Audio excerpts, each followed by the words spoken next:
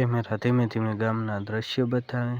કાચા રસ્તા, ગાયો, બકરા, બાળકો રમતા. મોહન શાળાના બેગ સાથે બકરાને ચરાવવા જાય છે. મોહન તૂટેલો રેડિયો ખોલીને મરામત કરવાનો પ્રયત્ન કરે છે. મિત્રો કહે છે, તારા હાથમાં જાદુ છે રે. મોહન હસે છે. આકાશ કાળા વાદળથી ઢંકાયેલા છે. વરસાદ ગાજવીજ સાથે વરસે છે. નદીમાં પાણી ચડે છે. લોકો ચિંતા સાથે બોલે છે. કોઈક નદીમાં પડ્યું છે. એક નાનકડું બચ્ચું પાણીમાં વહે છે. બધા લોકો ડરે છે. મોહન તરત જ બેગ ફેંકીને પાણીમાં કૂદી જાય છે. ધીમી ગતિમાં એ બચ્ચાને પકડીને કિનારે ખેંચે છે.